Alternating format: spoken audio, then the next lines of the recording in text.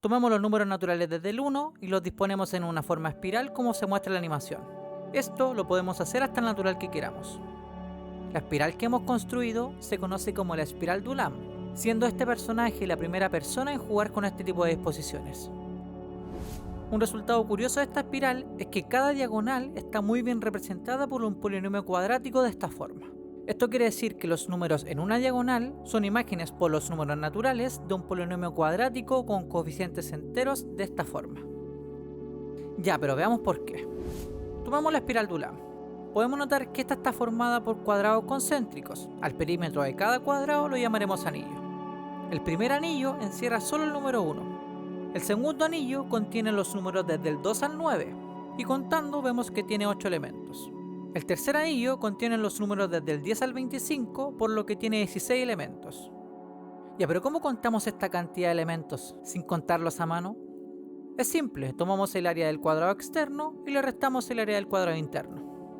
Por ejemplo, vemos que el tercer cuadrado es de 5 por 5, por lo que en su interior hay 25 elementos, pero el segundo cuadrado es de 3 por 3, por lo que contiene 9 elementos. Así el tercer anillo consta de 25 menos 9 elementos. De esta forma, el anillo enésimo tendrá esta cantidad de elementos. En otras palabras, y esto es clave recordarlo, cada anillo contiene 8 elementos más que el anillo anterior, a excepción del primero y del segundo. Bueno, con esto ya estamos listos para entender por qué las diagonales están bien representadas por polinomios cuadráticos. Tomemos esta diagonal. Si partimos desde a sub n y seguimos recorriendo la espiral hasta a sub n más 1, pasaremos por a sub n más 1 menos a sub n elementos. De la misma forma, si estamos en el a sub n más 1 y queremos llegar hasta la sub n más 2, recorremos a sub n más 2 menos a sub n más 1 elementos. Y como un anillo consta de 8 elementos más que el anillo anterior, nos queda esta expresión. Para simplificar los cálculos, llamaremos L sub n a la expresión a sub n más 1 menos a sub n. Así, esta expresión se transforma en esta otra, que arreglándola vemos que tenemos una progresión aritmética con razón 8. Ahora, si volvemos a la notación anterior, esa de los a sub n, nos queda esta expresión que está acá. Y llamamos m al término a sub 2 menos a sub 1 menos 8, por lo que se transforma en esto. Ahora, si aplicamos una suma telescópica, nos queda esto.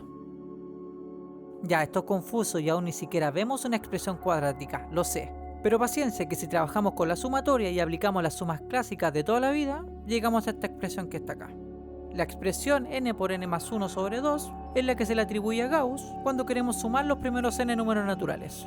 Y la expresión n por m simplemente significa que está sumando n veces m. Ahora, si trabajamos algebraicamente esta expresión, nos queda por fin el polinomio cuadrático, donde b es 4 más m y c es a sub 1. Y además, ojo que a sub n más 1 lo vamos a representar como p de n. Así, si queremos calcular el primer elemento en la diagonal, tenemos que evaluar n igual 0. Veamos con un ejemplo para que se entienda.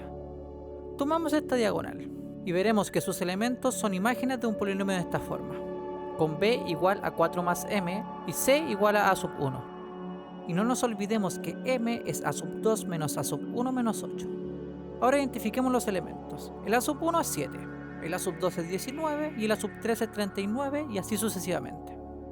Reemplazamos estos valores en b, nos queda que b es igual a 8. Y como c es igual a sub 1, entonces c es igual a 7. Y así de fácil obtenemos el polinomio cuadrático que genera los elementos de esta diagonal. Veamos si esto es cierto.